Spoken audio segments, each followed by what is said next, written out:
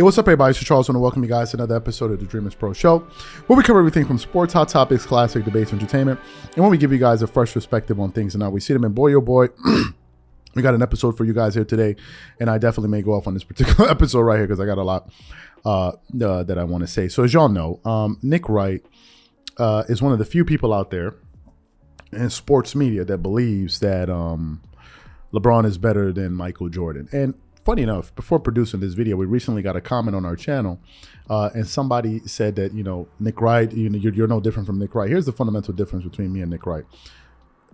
I give my argument. I present my arguments as to why I believe X, Y, and Z.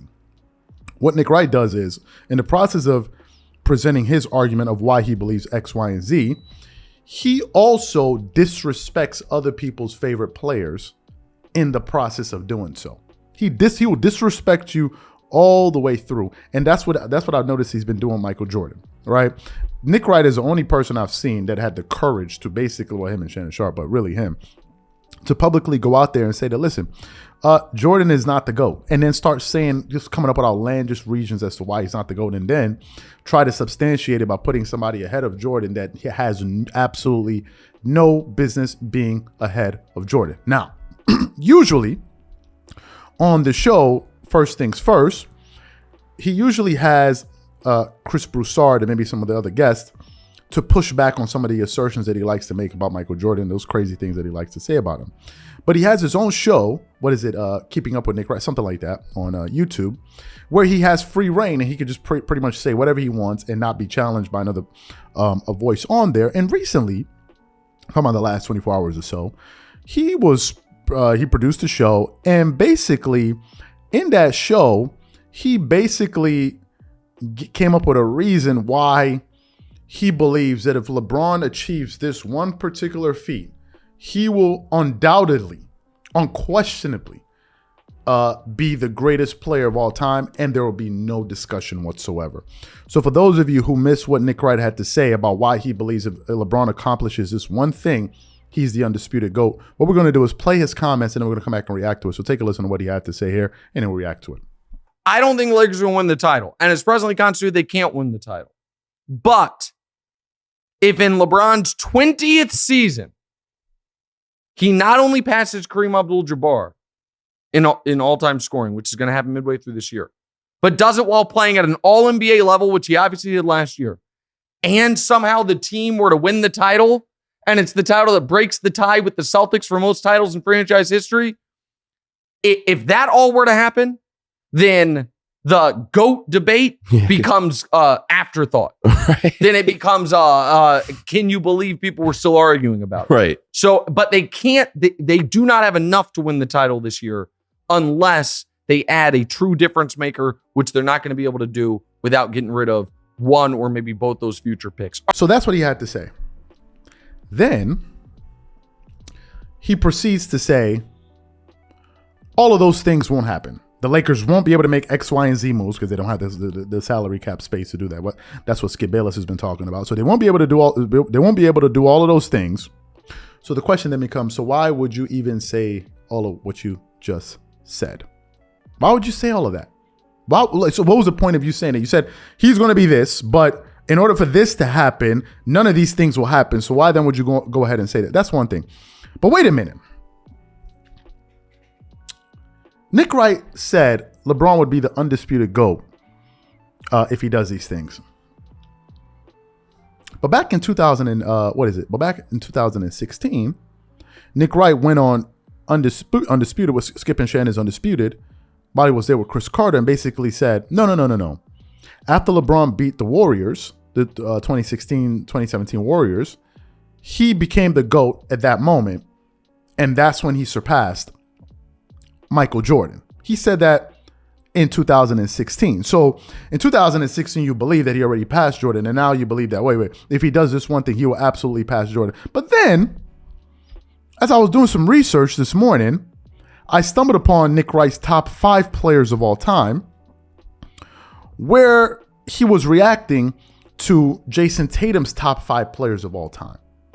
And what he says, when we play it for you, is gonna really surprise you.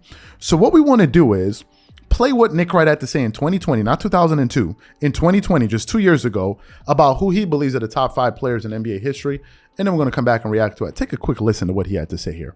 Listen, Tatum almost got this exactly right, and Bird shouldn't be on it. Bird is obviously the 9th greatest player ever, and Kobe is close. Kobe's is one wrong one, and with all due respect, late great Kobe Bryant, he's the 8th greatest player ever. What he has right there is the best player ever, LeBron, the 2nd best player ever, Jordan, the 3rd best player ever, Kareem, and the 4th best player ever, Magic. So he got 1 through 4, but he is missing a Celtic. Can these kids put some respect on Bill Russell's name, please? 11 titles in 13 years. 21-0 in winner-take-all games throughout his career. 21-0. Game 7s of the NBA Finals. Does a 30-point-40 rebound effort do anything for you? What about a 25-point-32 rebound effort? What about a 22-point-35 rebound effort? Bill Russell's your 5th greatest player ever and your winningest player in any sport of all time. He should have been on the list. And then it gets a little more complex after that. Tim Duncan is right on the outside looking in. Oscar Robertson, do you want me to keep going? Hakeem and Shaq, they're 12 and 13. Moses Malone's 14. Jerry West is 10. I just gave you the top 14 players of all time. 15's debatable, though. There's some people say Dirk. Some people say Wade. Some people say, what about Dr. J? Kevin Durant's like, what about me? We'll do more on this later. Now, the question I have for you guys as the audience is this. Does any of this sound remotely coherent to you?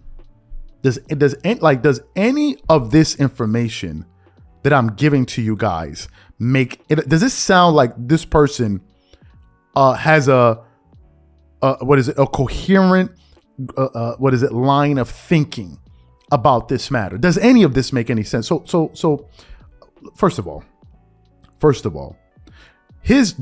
Michael Jordan has moved around his top 5 so many different times, I can't even make sense of it right now. We're going to get to that in another video. But in my personal opinion, this is what I think. I just cannot take anybody seriously. If we're talking about basketball and you don't have Michael Jordan and Kareem Abdul-Jabbar in your top 2, it's really hard for me to take you seriously. And this is one of the reasons why whenever he's on the show and these Jordan arguments come up, Chris Broussard is always telling him that, Nick, you are embarrassing yourself with these takes.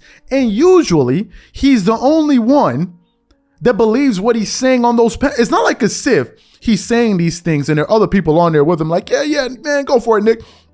I see where you're coming from. Man. You're making a good point. He's the only one that believes these things. A lot of the times that he's up there saying these things, his co-hosts are up there laughing him off the stage. If it's not Antoine Walker, it's Chris Broussard. If it's not Chris Broussard, it's Wiles or it's whoever else they bring on the show. Why would you say? So, okay, let me just say this now. When LeBron captures the all-time scoring record, he will not be the greatest player of all time. Let me say that once more. He will not be the greatest player of all time. And we're going to produce another video to show you why Nick Wright absolutely doesn't care about this top 10 list. The top scoring list. The only reason he's saying it is to look for another way just to twerk it up all over the place for LeBron James. He doesn't really believe that, in my personal opinion, and we're going to provide some evidence to substantiate that. So what I want to know from you guys is this. Number one, what do you think about this claim that Nick Wright just made, that when LeBron passes Kareem Abdul-Jabbar in the all-time scoring list, he'll be better than Michael Jordan? Whatever you guys think, please leave your thoughts and comments in the comment section, and we catch y'all on the next episode. Peace.